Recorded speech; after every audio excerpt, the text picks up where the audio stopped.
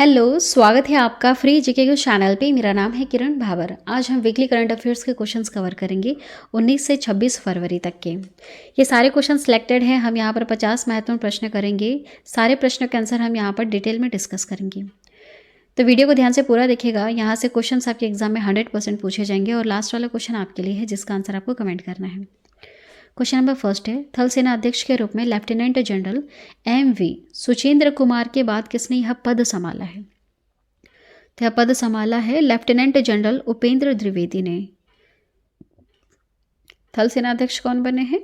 Lieutenant general Upendra Dwivedi. ठीक है, उपेंद्र द्विवेदी ने 19 फरवरी 2024 को थल सेना अध्यक्ष का पद ग्रहण किया। अपनी वर्तमान नियुक्ति से पहले लेफ्टिनेंट जनरल उपेंद्र द्विवेदी ने चुनौतीपूर्ण परिचालन वातावरण में काम करते हुए 2022 से 24 तक उत्तरी कमान के general officer commanding in chief के रूप में कार्य किया है। अगला है, भारतीय टीम ने टेस्ट क्रिकेट में सबसे बड़ी जीत किस देश के खिलाफ की है? तो देखिए, इंग्लैंड के खिलाफ की है। ठीक है, इंपॉर्टेंट पॉइंट। भारतीय टीम ने राजकोट में खेले गए टेस्ट मैच में इंग्लैंड पर 434 रनों की शानदार जीत दर्ज करते हुए इतिहास रचा है। टेस्ट फॉर्मेट में यह भारत की अब तक की सबसे बड़ी जीत है रनों के हिसाब से। अगला है, बैडमिंटन एशिया टीम चैंपियनशिप में किस देश की महिला टीम ने गोल्ड मेडल जीता है? तो यह गोल्ड मेडल जीता है भारत देश की टीम ने। ठीक है, देखिए, भारतीय महिलाओं ने बैडमिंटन एशिया टीम चैंपियनशिप जीतकर इतिहास रचा। भारतीय महिला टीम ने पहली बार इस टूर्नामेंट में गोल्ड मेडल अपने नाम किया है। PV सिंधु और अनमोल खरब फाइनल में चमकी हैं। अगला है, खेलो इंडिया यूनिवर्सिटी गेम्स 2024 की मेजबानी कौन सा शहर कर रहा है? तो वह है गुवाहाटी। ठीक है, खेलो इंडिया यूनिवर्सिटी गेम्स 2024 की मेजबानी कर रहा है। इन खेलों में 200 यूनिवर्सिटीज़ के 4500 से ज़्यादा खिलाड़ी हिस्सा लेंगे। खेलों का समापन 29 फरवरी को होगा। खेलो इंडिया यूनिवर्सिटी गेम्स केंद्र की खेलो इंडिया पहल का हिस्सा है, जिससे ग्रास रूट स्तर पर खेलों को बढ़ावा दिया जा रहा है। प्रसिद्ध जैन संत आचार्य विद्यासागर महाराज का निधन हुआ। इनका जन्म कहाँ हुआ था? तो कर्नाटक में इनका जन्म हुआ था। ठीक है, देखिए, इंपॉर्टेंट पॉइंट। प्रसिद्ध जैन संत आचार्य विद्यासागर महाराज का छत्तीसगढ़ के डोंगरगढ़ में चंद्रगिरी तीर्थ पर निधन हुआ। आचार्य विद्यासागर महाराज दिगंबर जैन समुदाय के सबसे प्रसिद्ध जैन संत थे। जैन संत विद्यासागर महाराज का जन्म कर्नाटक के बेलगांव के सदलगा गांव में 10 अक्टूबर 1946 को हुआ था। ठीक है, नेक्स्ट है, इरेडा ने नवीकरणीय ऊर्जा परियोजनाओं के सह वित्त पोषण के लिए किसके साथ समझौता किया है? तो यह समझौता किया गया है पंजाब नेशनल बैंक के साथ। अब देखिए, भारतीय नवीकरणीय ऊर्जा विकास एजेंसी लिमिटेड एक भारतीय सार्वजनिक क्षेत्र का उद्यम है। इसकी स्थापना 1987 में की गई थी। PM विश्वकर्मा योजना किस मंत्रालय द्वारा शुरू की गई है? तो याद रखिएगा, सूक्ष्म लघु और मध्यम उद्यम मंत्रालय के द्वारा शुरू की गई है PM विश्वकर्मा योजना। PM विश्वकर्मा योजना सूक्ष्म लघु और मध्यम उद्यम मंत्रालय द्वारा शुरू की गई एक केंद्रीय क्षेत्र की योजना है।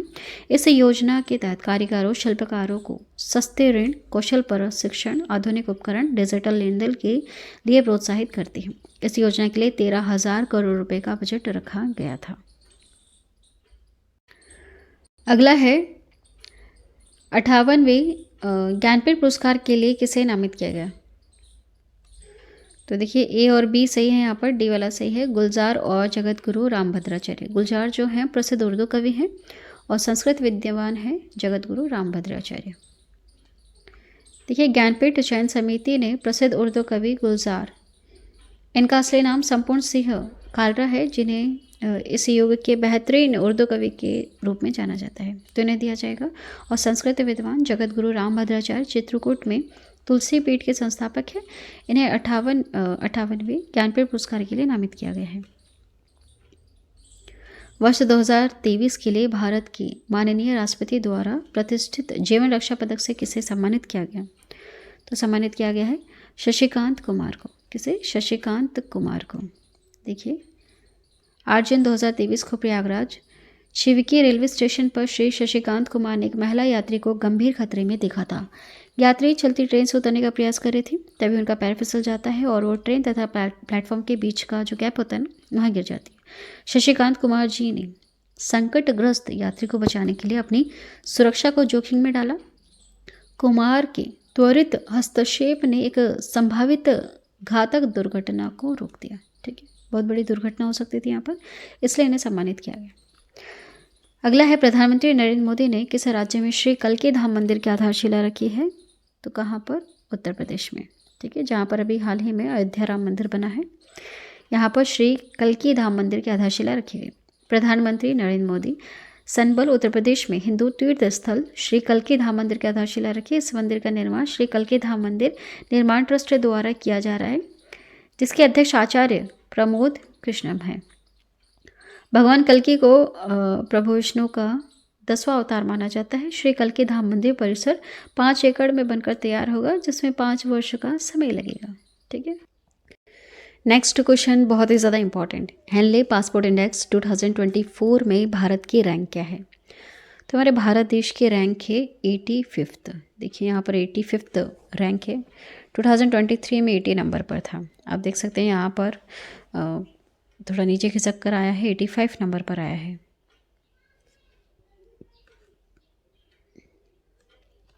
हेनले पासपोर्ट इंडेक्स 2024 के तहत दुनिया के देशों की पासपोर्ट रैंकिंग जारी कर दी गई है। इस रैंकिंग में 6 देश टॉप पर हैं, जैसे France, Germany, Italy, Spain, Japan और सिंगापुर। ये सबसे ताकतवर पासपोर्ट वाले देश बनकर उभरे हैं ना। जिस देश का पासपोर्ट सबसे ज़्यादा स्ट्रॉन्गेस्ट रहता है, उसे पता चलता है कि वो देश कितना बेहतर है। ठीक है, अगर इंडेक्स से आप पता करिएगा, यहाँ से ही आप कंपेयर करके बता सकते हैं कि हमारे भारत देश का वाकई में कितना डंका बज रहा है। ठीक है, बाकी जो आंकड़े बताए जाते हैं मीडिया के अनुसार, वो तो फिर वो उनकी तरफ से बताते हैं, लेकिन जो हेनले रिपोर्ट जो होती है, जो पूरे विश्व के बीच में बताया जाता है ना, उससे पता चलता है कि हमारा भारत देश वाकई में कहाँ पर लाई करते हैं। ठीक है, देखिए वर्ष 2023 में भारत का जो पासपोर्ट इंडेक्स था वह 80 पायदान पर था। आप देख सकते हैं आप कहाँ पर है, यहाँ पर 85th नंबर पर आ चुका है। और हंगर इंडेक्स की आप बात करें तो 111वें नंबर पर है। 125 देशों के बीच में भारत देश 111वें नंबर पर लाई करता है। ठीक है, जो बहुत ही दुर्भाग्य वाली बात है भारत देश के लिए। अगला है, मतदाता जागरूकता अभियान के तहत पंजाब की स्टेट आइकॉन के रूप में किसे नामित किया है? तो इनका नाम क्या है? शुभमन गिल, इन्हें नामित किया गया है। नेक्स्ट है, भारत के युवा क्रिकेटर शुभमन गिल को पंजाब के मुख्य निर्वाचन अधिकारी कार्यालय ने आगामी लोकसभा चुनाव के लिए राज्य आइकॉन के रूप में नामित किया ना, स्टेट आइकॉन के रूप में इन्हें नामित किया गया है। अगला है, नेक्स्ट क्वेश्चन है, फरवरी 2024 में कोटक महिंद्रा बैंक के नए संयुक्त प्रबंध निदेशक के रूप में किसे नियुक्त किया गया? तो नियुक्त किया गया है KVS मणियन को। ठीक है, अब देखिए कुछ important point. Kotak Mahindra bank ने हाल ही में प्रमुख नेतृत्व परिवर्तन की घोषणा की, जिसमें KVS मणियन को संयुक्त प्रबंध निदेशक और शांति एकनबरम को उप प्रबंध निदेशक नियुक्त किया गया है। अगला सवाल है हमारा, महाराष्ट्र राज्य में मराठा समुदाय के लिए कितना प्रतिशत आरक्षण का प्रस्ताव पारित किया गया है? 10% का आरक्षण प्रस्ताव पारित किया गया है। अब देखिए, विधेयक में शिक्षा और सरकारी नौकरियों दोनों में मराठा समुदाय के लिए 10% आरक्षण का प्रस्ताव रखा गया है। मुख्यमंत्री वहाँ के हैं एकनाथ शिंदे, है ना, महाराष्ट्र के। इन्होंने इस विधेयक को वैसे पास कर दिया गया है, जिससे दोनों में मंजूरी दे दी गई है ना। दोनों जो होते हैं विधानसभा और विधान परिषद है, वहाँ पर दोनों हैं, वहाँ पर दोनों में पास कर दिया गया है। अगला सवाल है हमारा, 11वीं अंतर्राष्ट्रीय कठपुतली महोत्सव कहाँ आयोजित की जा रही है? तो इसका आयोजन चंडीगढ़ में किया जा रहा है, 11वां अंतर्राष्ट्रीय कठपुतली महोत्सव।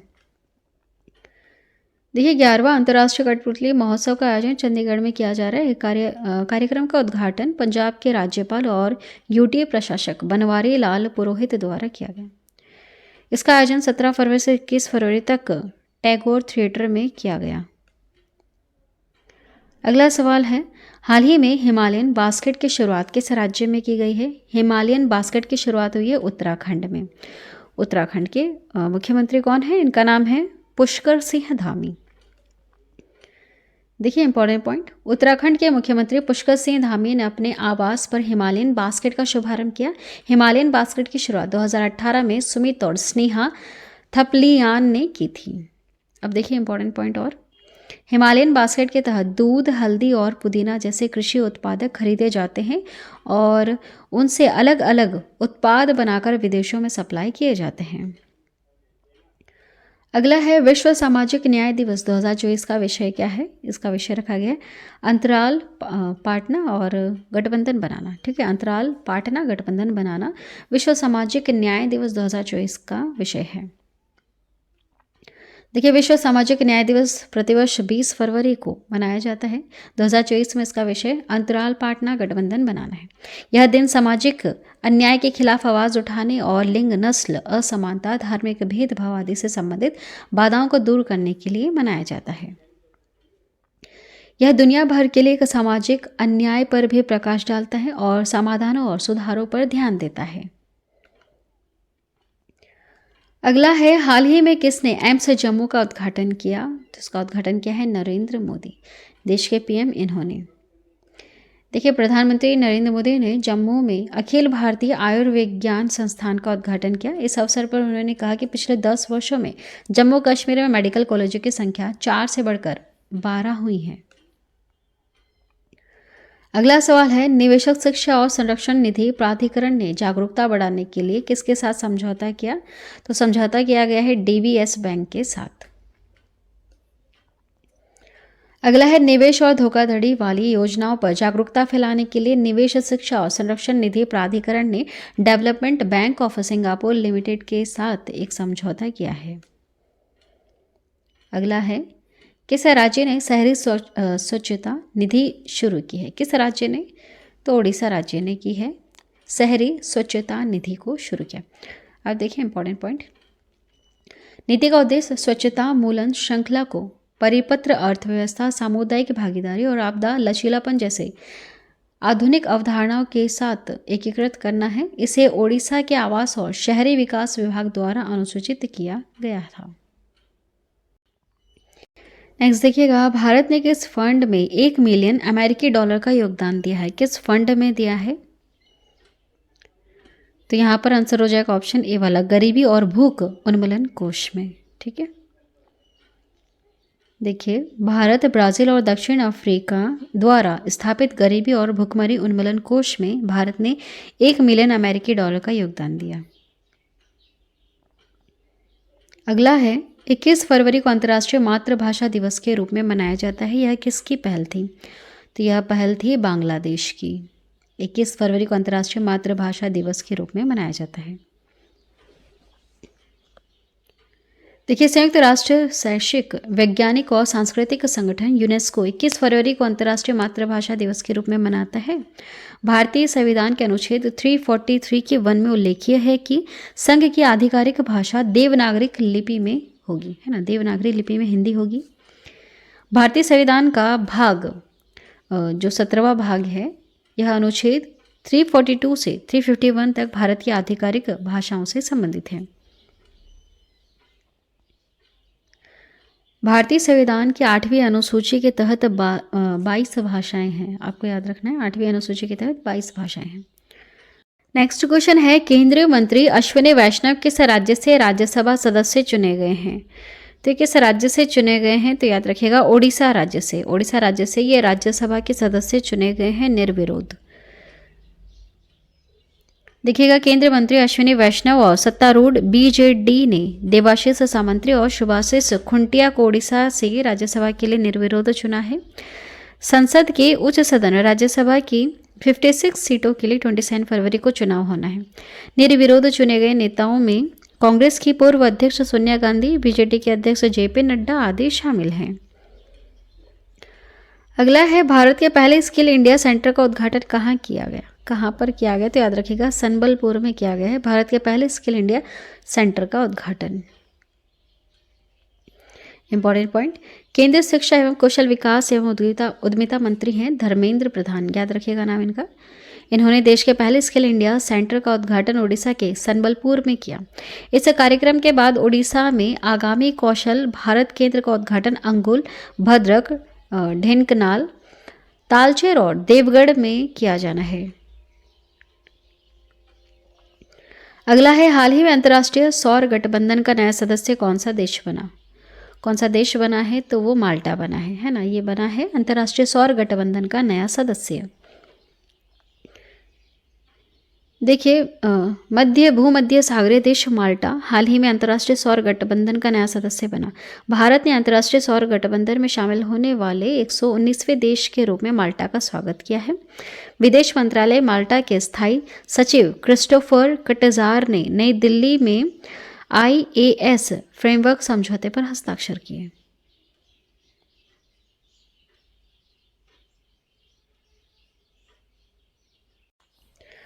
अगला है, नौसैनिक अभ्यास मिलन 2024 का आयोजन कहाँ किया जा रहा है? तो इसका आयोजन विशाखापट्टनम में किया जा रहा है, नौसैनिक अभ्यास मिलन 2024 का।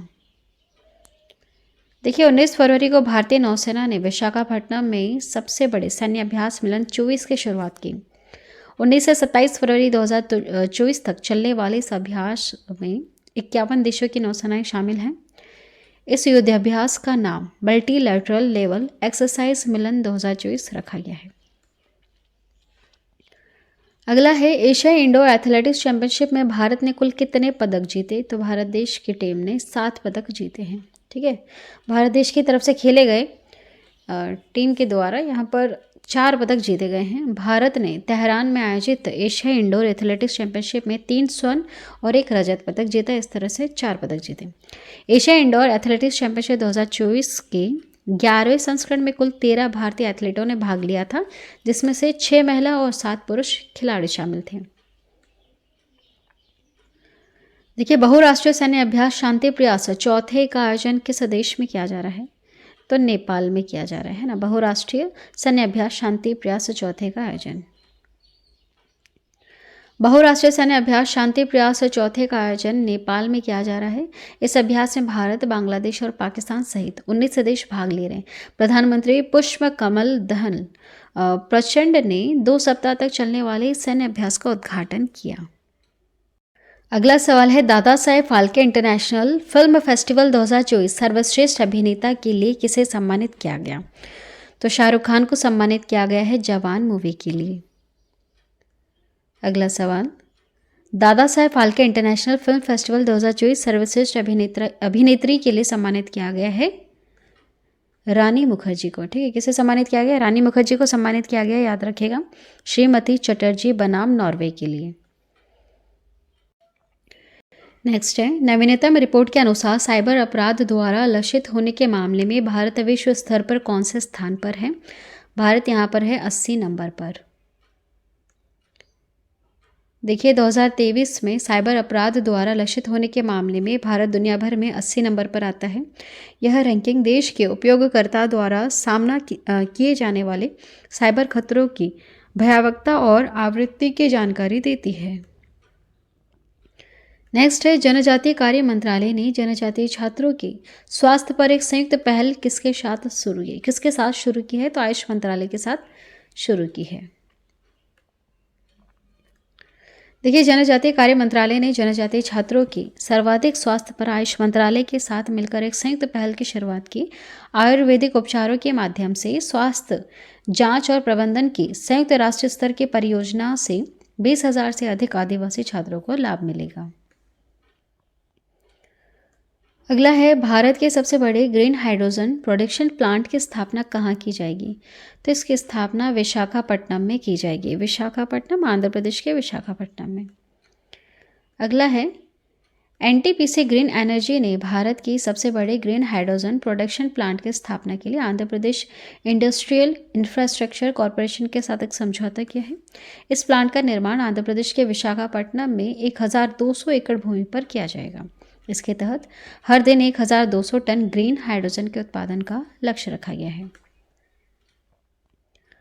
अगला है, बैंक ऑफ इंडिया के part time non official director के रूप में किसे नियुक्त किया गया? तो नियुक्त किया गया है MR कुमार को। ठीक है, MR कुमार को नियुक्त किया गया है बैंक ऑफ इंडिया के part time non official director के रूप में। नेक्स्ट है, फरवरी 2024 में SBM बैंक इंडिया के प्रबंध निदेशक और मुख्य कार्यकारी अधिकारी के रूप में किसे नियुक्त किया गया? तो याद रखिएगा आशीष विजयकर को नियुक्त किया गया है, आशीष विजयकर को। देखिए आशीष विजयकर को एसबीएम बैंक इंडिया के प्रबंध निदेशक और मुख्य कार्यकारी अधिकारी के रूप में नियुक्त किया गया। यह नियुक्ति 17 फरवरी से 3 साल के लिए निर्धारित की गई है, जो संस्थान को अपने लक्ष्यों की ओर ले जाने में विजयकर की क्षमताओं में बैंक के विश्वास को दर्शाता है। अगला सवाल है विश्व चिंतन दिवस 2024 का विषय क्या है? तो इसका विषय रखा गया है हमारी दुनिया हमारा समृद्ध भविष्य, है ना। और 22 फरवरी को मनाया जाता है विश्व चिंतन दिवस। अब देखिए important point, world thinking day 2024, विश्व चिंतन दिवस जो हर साल 22 फरवरी को मनाया जाता है। विश्व चिंतन दिवस 2024 का विषय हमारी दुनिया हमारा समृद्ध भविष्य। यह दिन दुनिया भर में साथी भाइयों और बहनों के बारे में सोचने, उनकी चिंताओं को दूर करने और मार्गदर्शन के सही अर्थ को समझाने के लिए मनाया जाता है। अगला है चौथे खेलो इंडिया शीतकालीन खेलों का आयोजन कहाँ किया जा रहा है? तो इसका आयोजन गुलमर्ग में किया जा रहा है, ठीक है, जम्मू कश्मीर के गुलमर्ग में। जम्मू कश्मीर के उपराज्यपाल हैं मनोज सिन्हा। इन्होंने गुलमर्ग में खेलो इंडिया शीतकालीन खेलों के चौथे संस्करण का उद्घाटन किया। इस अवसर पर केंद्रीय युवा मामले और खेल राज्य मंत्री निशीथ प्रामाणिक भी वहां पर उपलब्ध थे। इस खेल प्रतियोगिता में 20 राज्यों के लगभग 1000 एथलीट भाग लेंगे, है ना। नेक्स्ट है गोवा राज्य सरकार ने क्लाइमेट फाइनेंस फैसिलिटी के लिए किसके साथ हाथ मिलाया है? तो वर्ल्ड बैंक के साथ हाथ मिलाया है गोवा राज्य सरकार ने। देखिए इंपॉर्टेंट पॉइंट, गोवा राज्य सरकार ने वर्ल्ड बैंक के साथ साझेदारी में एक मिश्रित वित्त सुविधा स्थापित करेगी। यह उपराष्ट्रीय स्तर पर अपनी तरह की पहली जलवायु केंद्रीय बहु क्षेत्रीय पहल है। इससे गोवा में लो कार्बन क्लाइमेट फ्रेंडली पहल को वित्तीय मदद मिलेगी। और देखिए वर्ल्ड बैंक की स्थापना 1944 में की गई थी और इसका मुख्यालय वाशिंगटन डीसी में है। ओके, चलिए अगला है भारत माला परियोजना के अंतर्गत किस राज्य में 182 किलोमीटर लंबी क्षेत्र रिंग रोड परियोजना का विस्तार किया जाना है? कहाँ पर? तेलंगाना में, ठीक है। अब देखिए इंपॉर्टेंट पॉइंट, प्रस्तावित 350 किलोमीटर लंबी हैदराबाद क्षेत्रीय रिंग रोड परियोजना को उत्तरी भाग विस्तार के लिए तैयार है। यह परियोजना भारतमाला परियोजना के चरण 1 के अंतर्गत आती है। केंद्रीय पर्यटन एवं संस्कृति मंत्री किशन रेड्डी के कार्यालय ने तेलंगाना में राष्ट्रीय राजमार्ग परियोजना में 1 लाख करोड़ रुपए से अधिक निवेश की घोषणा की। देखिए उत्तर प्रदेश में अंतर्राष्ट्रीय पर्यटन एक्सपो का उद्घाटन कहाँ किया जा रहा है? तो ग्रेटर नोएडा में अंतर्राष्ट्रीय पर्यटन एक्सपो का आयोजन किया जा रहा है। देखिए अंतर्राष्ट्रीय पर्यटन एक्सपो का आयोजन ग्रेटर नोएडा में 22 फरवरी को किया जा रहा है। इस 3 दिवसीय एक्सपो में 120 से अधिक भारतीय शहरों में ट्रैवल एजेंट भाग ले रहे हैं। अंतर्राष्ट्रीय स्तर पर सऊदी अरब इस आयोजन के लिए प्रीमियम भागीदार देश है, जबकि मालदीव, श्रीलंका, सिंगापुर, मलेशिया और थाईलैंड भागीदार देश हैं। नेक्स्ट है फरवरी 2024 में जारी रिपोर्ट के अनुसार दिसंबर 2023 में भारत का खनिज उत्पादन कितना बढ़ा? तो 5.1% बढ़ा है भारत का खनिज उत्पादन। देखिएगा भारत का खनिज उत्पादन दिसंबर में पिछले वर्ष की तुलना में 5.1 तक बढ़ा है। लिग्नाइट, चूना पत्थर, कोयला, बॉक्साइट तथा प्राकृतिक गैस के उत्पादन में सकारात्मक वृद्धि देखी गई। पेट्रोलियम, कच्चा तेल, सोना, क्रोमाइट, फास्फोरेट और हीरे के उत्पादन में नकारात्मक वृद्धि, है ना, यहाँ पर घटता हुआ देखने के लिए मिला है। और यहाँ प्राकृतिक गैस, बॉक्साइट, कोयला, चूना पत्थर, लिग्नाइट में बड़ा है, उत्पादन इनका बड़ा है। नेक्स्ट देखिएगा फरवरी 2024 में कौन सा देश यात्रा और आर्थिक संबंधों को बढ़ाने के लिए भारतीय पर्यटकों के लिए 5 वर्षीय बहुप्रवेश वीजा पेश करेगा? तो वह है दुबई, ठीक है। ये भारतीय पर्यटकों के लिए 5 वर्षीय बहुप्रवेश वीजा पेश करेगा। देखिए 2023 में दुबई के रिकॉर्ड तोड़ पर्यटन क्षेत्र में भारतीय पर्यटकों ने महत्वपूर्ण योगदान दिया है। वीज़ा 90 दिनों के प्रवास की अनुमति देता है, जिसे समान अवधि के लिए एक बार बढ़ाया जा सकता है, जिसमें 1 वर्ष में कुल प्रवास 180 दिनों से अधिक नहीं होता है। नेक्स्ट है केंद्रीय सतर्कता आयोग में नई सतर्कता आयुक्त के रूप में किसे नियुक्त किया गया है? तो नियुक्त किया गया है AS राजीव को, ठीक है, AS राजीव को। राष्ट्रपति द्रौपदी मुर्मू ने एएस राजीव को केंद्र सतर्कता आयोग में सतर्कता आयुक्त के रूप में नियुक्त किया है। राजीव वर्तमान में बैंक ऑफ महाराष्ट्र के एमडी और सीईओ भी हैं। केंद्र सतर्कता आयोग एक शीर्ष भारतीय सरकारी निकाय है जिसे 1964 में स्थापित किया गया था। देखिए, भारत के सबसे बड़े आदिवासी त्यौहार का नाम क्या है जिसमें तेलंगाना के मेदारा में भारी भीड़ देखने के लिए मिली है? तो वो है समक्का सरलामा जतारा। समक्का सरलामा जतारा। देखिए कुछ इंपॉर्टेंट पॉइंट। यह त्यौहार देवी समक्का और उनकी बेटी सरलामा के सम्मान में मनाया जाता है, जिन्हें स्थानीय आदिवासी समुदाय द्वारा पूजा भी जाता है। मेदराम जतारा एक अन्यायपूर्ण कानून के खिलाफ शासन करने वाले शासकों के साथ एक माँ और बेटी समक्का और सरलामा की लड़ाई की याद दिलाता है। अगला है, किस आईआईटी ने भारत के सबसे बड़े ड्रोन पायलट प्रशिक्षण सुविधा की शुरुआत की है? तो आईआईटी गुवाहाटी ने की है ना, भारत के सबसे बड़े ड्रोन पायलट प्रशिक्षण सुविधा की शुरुआत। देखिए, भारतीय प्रौद्योगिकी संस्थान गुवाहाटी आईआईटी ने प्रधानमंत्री की नमो ड्रोन दीदी पहल के अनुरूप भारत का सबसे बड़ा ड्रोन पायलट प्रशिक्षण संगठन लॉन्च किया है। नेक्स्ट है, 1972 के बाद से चंद्रमा पर उतरने वाले पहले अंतरिक्ष यान का क्या नाम है जिसे संयुक्त राज्य अमेरिका ने टेक्सास स्थित निजी कंपनी के साथ साझेदारी में शुरू किया गया था? तो उसका नाम है ओडीसीएस। ठीक है। देखिए, नासा के प्रशासक बिल नेल्सन ने लैंडिंग को मानवता की जीत और विज्ञान, नवाचार और अंतरिक्ष में अमेरिकी नेतृत्व में एक नया रोमांच बताया है। चंद्रमा पर उतरने वाला आखिरी अमेरिकी अंतरिक्ष यान 1972 में अपोलो 17 था। अमेरिका के अलावा केवल 4 देश जैसे रशिया हो गया, चीन, भारत, जापान चंद्रमा ही सफलतापूर्वक उतर सके हैं। ठीक है, चंद्रमा पर।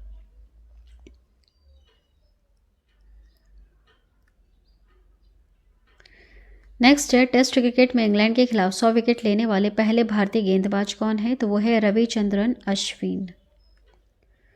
Important point, Ravichandran Ashwin test cricket में इंग्लैंड के खिलाफ 100 विकेट लेने वाले पहले भारतीय गेंदबाज हैं।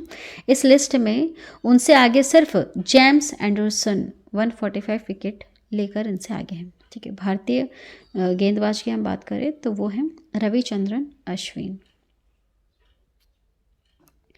नेक्स्ट है, लोकसभा के पूर्व अध्यक्ष मनोहर जोशी का निधन हुआ। वह किस राज्य के पूर्व मुख्यमंत्री थे? तो महाराष्ट्र राज्य के। ठीक है, देखिए इंपॉर्टेंट पॉइंट, महाराष्ट्र के पूर्व मुख्यमंत्री और पूर्व लोकसभा अध्यक्ष मनोहर जोशी का 86 वर्ष की आयु में निधन हुआ।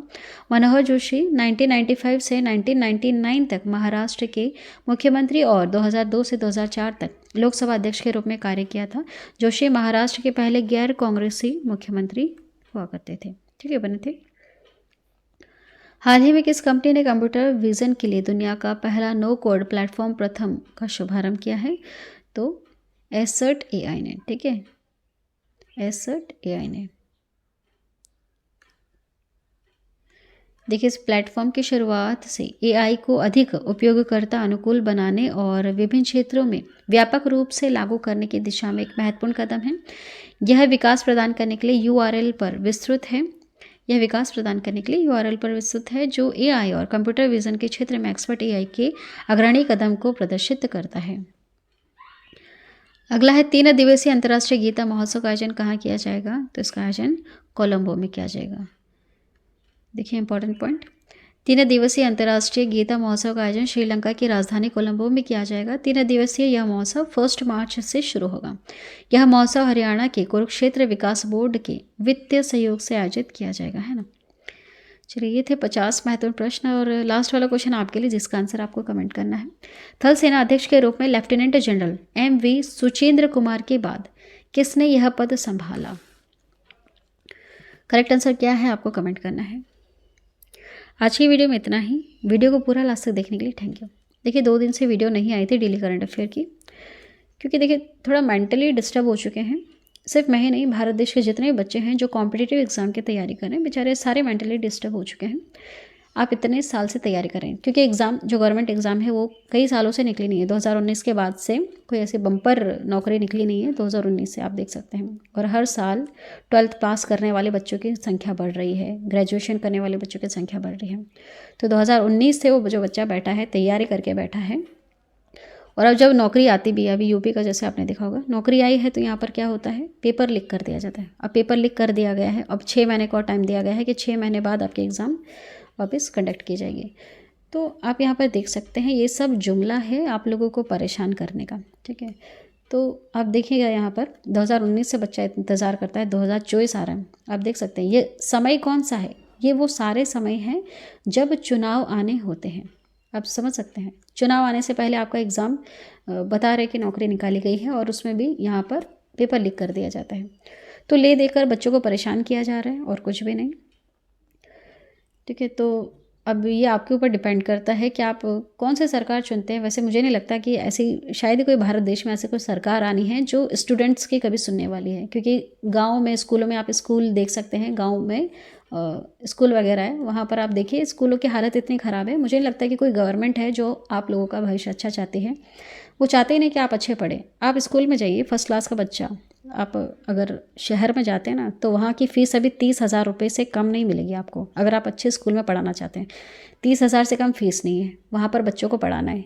ज़्यादा से ज़्यादा फैमिली में 2 से 3 तो बच्चे होते ही हैं। ये फर्स्ट क्लास की बात है। 5वीं 6ठी क्लास में आता है तो फीस और बढ़ती जाती है। अब नॉर्मल इंसान अच्छे स्कूल में पढ़ा नहीं सकता है, और जो गवर्नमेंट स्कूल है, गवर्नमेंट स्कूल की हालत ऐसी है कि वहाँ पर कोई पढ़ना चाहता नहीं है। तो बच्चे कहाँ जाए बेचारे, पढ़ाई अच्छी मिल नहीं रही है स्कूल में, और जब तैयारी कर रहे हैं बच्चा इतना ले दे के, इतना लोन वगैरह ले करके, इतने पिताजी इतने परेशान हो रहे हैं, इतना पढ़ा रहे हैं पिताजी के, आजकल की माताएं भी बेचारी बाहर जाकर काम कर रही हैं कि बच्चों को अच्छी एजुकेशन दे सकें।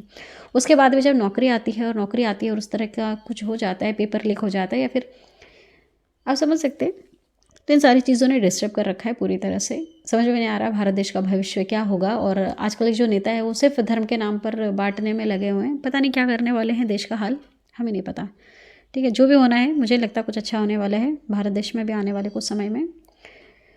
फिर भी आप आपकी तैयारी बहुत अच्छे से रखिएगा।